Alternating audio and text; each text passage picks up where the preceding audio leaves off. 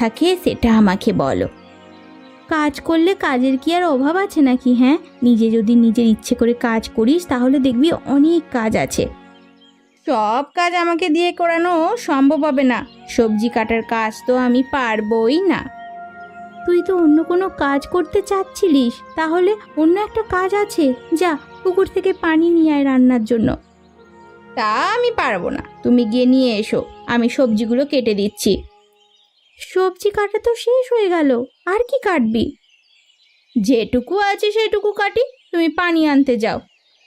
আচ্ছা আচ্ছা, ঠিক আছে।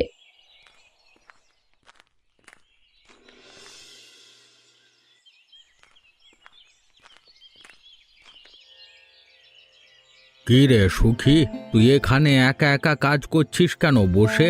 দুঃখী কোথায়? ওকে তো কোথাও দেখতে পাচ্ছি না। দুঃখী কথায় সেটা আমি বলতে পারবো না, অনেকক্ষণ ধরেই তো এখানে নেই।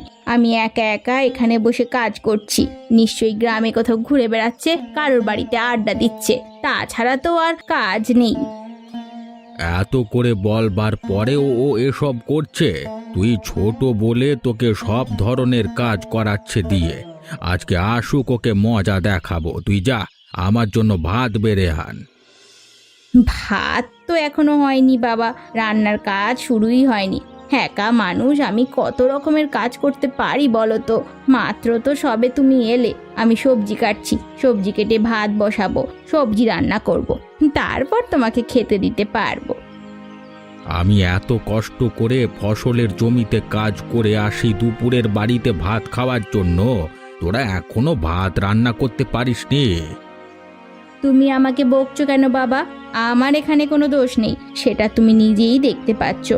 আমি তো সব ধরনের চেষ্টা করছি তাড়াতাড়ি রান্না করার। একা মানুষ, সেটা সম্ভব হয় বলো? হ্যাঁ।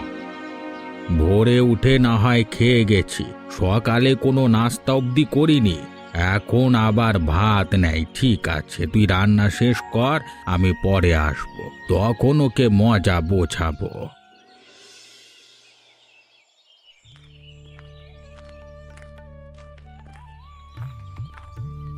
কিরে সুখী, হঠাৎ করে কি মনে করে আমার বাড়িতে এলি যে? হ্যাঁ, তো আবার এই ভর দুপুরবেলায়? তোমার সাথে আমার কিছু গুরুত্বপূর্ণ কথা আছে, সেই জন্যই আমি এখানে আসলাম। তা তুমি তো দেখছি ভাত খাচ্ছ, পরে আসবো নাকি? আরে না না, আমি তো কাজ করে এসেছি মাঠ থেকে, ভাত খেয়ে আবার কাজে চলে যাব, সন্ধে ফিরবো। সব সময় কাজ হয় না, যে কদিন কাজ হয় ভালোভাবে করতে হয়। সংসারে এমনিতেই টাকা পয়সার ঝামেলা চলছে, কিভাবে কি করব কিছুই বুঝতে পারছি না। তুই যেটা বলতে এসেছিস এখনই বল, পরে আবার আমার শুনতে যাওয়ার সময় হবে না। আমি চাইলেই তোমার টাকা পয়সার সমস্যা ঘুচিয়ে দিতে পারি, আমার একটা কাজ করে দিতে হবে। আমি টাকার জন্য সকল ধরনের কাজ করতে রাজি আছি, কি করতে হবে শুধু সেটা বল। তেমন কোনো বড় কাজ নয়, বাবার কাছে তুমি শুধু আমাকে নিয়ে একটু সুনাম করবে, সেই সাথে আমি একটা দোকান দিতে চাচ্ছি, বাবাকে তুমি সেটা বলবে। এটা আবার তেমন কি কাজ? আমি বলে দিলে তোদের দোকান তুলে দেবে। তোর বাবা তো এমনিতেই অনেক কষ্ট করে, যদি একটা দোকান তুলতে পারিস, দুই বোন মিলে সেখানে কাজ করবি, তোর বাবার অনেক ভালো হবে। জন্য আবার টাকা দিতে চাচ্ছিস কেন রে? হ্যাঁ, তুমি আমার কথা এখনো বুঝতে পারোনি, দুঃখীর জন্য কোনো দোকান নয়, দুঃখীর নামে তুমি আরো বদনাম করবে, আমার নামে সুনাম করবে। আমার একার জন্যই দোকান দিতে হবে, তোমার যা পয়সা লাগে আমি দিয়ে দেব, সমস্যা নেই। আচ্ছা ঠিক আছে, যেহেতু পয়সা দিবি আমি কাজ করে দেবো, তুই এখন যা।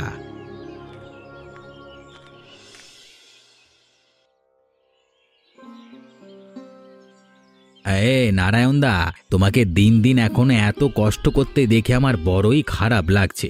তোমার তো বয়স হয়েছে, দুটো মেয়ে হয়েছে, তাদেরকেও তো বিয়ে দিতে হবে। এখনো যদি তুমি এত কষ্ট করে কাজ করো, মেয়েদের জন্য ভালো প্রস্তাবও আসবে না। কাজ কাম শেষ করে অন্য কিছু একটা করবার চেষ্টা করতে পারো তো। কাজ ছাড়া আর কি করব? কাজও তো ঠিক মতো পাওয়া যায় না, ছেড়ে তারপর কি না খেয়ে থাকবো নাকি? না কে থাকবে কেন? তোমার তো মেয়ে আছে সুখী, তাকে যদি গ্রামে তুমি একটা দোকান খুলে দাও, সে যদি সেই দোকানটা সামলায়, ভালোভাবে ব্যবসা করে, তাহলে তোমার আর এত কষ্ট করে কাজ করতে হবে না।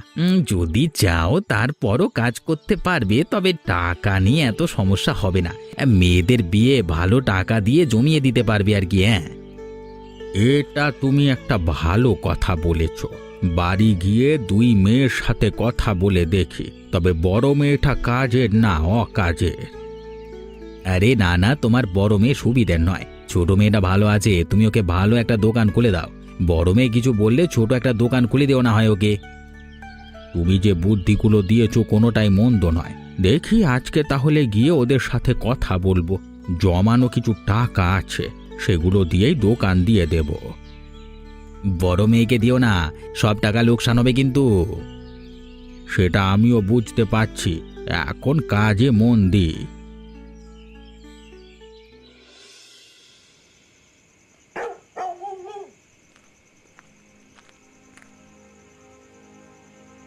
আমাদের দুজনকে ডাকছো না কি বাবা? দুজনকে ডাকিনি, ডেকেছি সুখীকে। তাহলে আমি কি চলে যাব বাবা?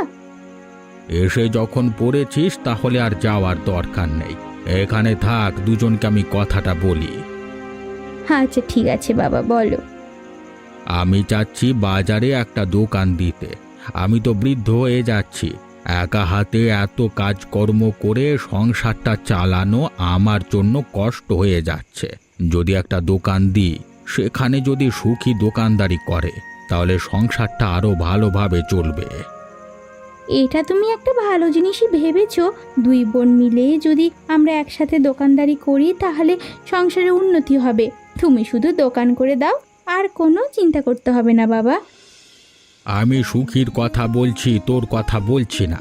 তোকে আমি দোকান তুলে দিতে পারবো না, তুই কোনো কাজের না, সেটা আমি ভালোভাবেই জানি। তুমি যে আমাকে ভরসা করেছো সেটাই ভালো লাগছে। তোমার ভরসা আমি ভেঙে দেব না, তুমি দেখে নিও বাবা। এটা কেমন কথা বলছো বাবা? আমি তো তোমার বড় মেয়ে, আমাকে কেন তুমি দোকান করে দেবে না? দেখলে বাবা, দেখলে, এর মধ্যেই আমার সাথে হিংসে শুরু করে দিল। দেখো তুমি। তুই বাড়ির কাজকর্ম করবি, সুখী দোকানদারি করবে। তোকে যদি দোকানের কাজ দিই, দেখা যাবে সব কিছু লোকসান হবে।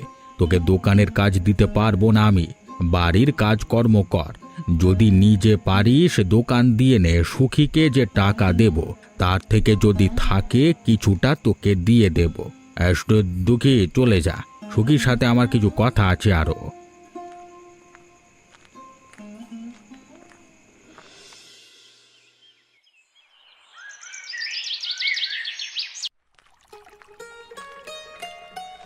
কি হলো? তুমি তো দেরি করে আসো না, আজকে এত আসতে দেরি করলে কেন? আমি কি তোমার জন্য এখানে আসি নাকি? আমি তো নদী থেকে পানি নেব, সেই জন্যই এসেছি। তুমি এখানে এসে বসে আছো কেন? আরে এমনিতেই তেমন কিছু নয়। তুমি আমি এর আগে একসাথে পড়াশোনা করেছি, তাই মাঝে মধ্যে তোমার সাথে একটু কথা বলতে আসি। এর জন্য তুমি এমনভাবে বলছো কেন?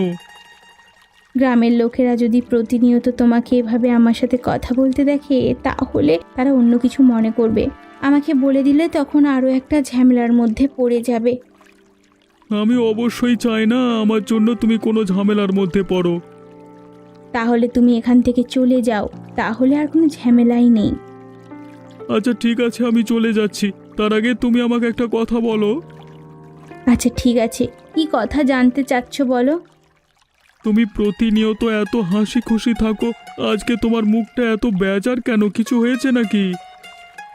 বাবা সুখীকে গ্রামের বাজারে দোকান করে দিচ্ছে, আমাকে দোকান করে দেবে না। সে দোকানে আমি যেতেও পারবো না, এই জন্য মন খারাপ। ও আচ্ছা, এই ব্যাপার। কোনো সমস্যা নেই, আমার কাছে টাকা আছে, সেসব তোমাকে দেব, দিয়ে ব্যবসা কর। আর হ্যাঁ, ব্যবসায় লাভ হলে তখন আমাকে ফিরিয়ে দেবে, কেমন? কিন্তু কোনো কিন্তু নয়, তুমি যাও, পানি নিয়ে চলে যাও, বাকিটা আমি দেখছি।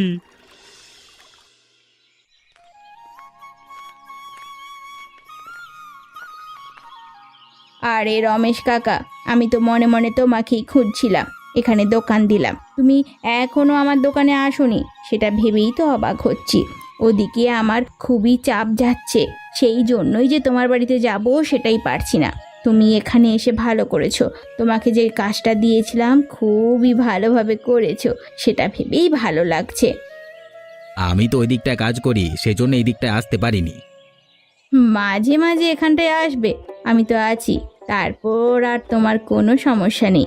এখন কি লাগবে আমাকে বলো, সবার চাইতে তোমাকে কম দামে দেব। টাকা না থাকলে সমস্যা নেই, পরে দেবে। আজকে আমার কিছুই লাগবে না, তোমাকে আরো একটা ভালো সংবাদ দেওয়ার জন্য এখানে এসেছি। তবে তার বিনিময়ে কিছু টাকা দিতে হবে, তাহলেই হলো। কি এমন সংবাদ বলো তো শুনি, টাকা নিয়ে চিন্তা করতে হবে না। ওই 5টায় তোমার বন্ধুর কি দোকান দিয়েছে, সেখানে দেখলাম খুবই একটি সুন্দর ছেলে কেনাকাটা করছে। অনেক অনেক জিনিসপত্র কিনছে, মনে হচ্ছে পাশের গ্রামের হবে। পোশাক আশাক দেখে মনে হলো খুব বড় লোক এবং শিক্ষিত ছেলে। কি বলছো কাকা, দুঃখীর দোকানে তো জিনিসপত্র নেই, কে কিনবে? আরে সেসব রাখো, তুমি গিয়ে যদি খদ্দেরটাকে তোমার এখানে আনতে পারো তাহলে তো ভালোই হবে। তোমাকে অনেক ধন্যবাদ কাকা, তোমার টাকাটা এখনই দিচ্ছি। আমি যাই, ওই খদ্দেরটাকে কেড়ে নিয়ে আসি।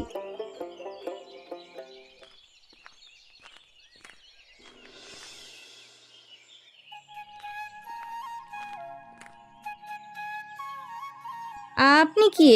আপনাকে তো চিনি না।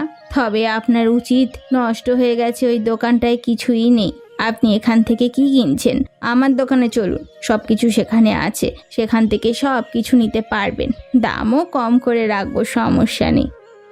বাহ, তুমি গ্রামের মেয়ে হয়েও কি সুন্দরভাবে গুছিয়ে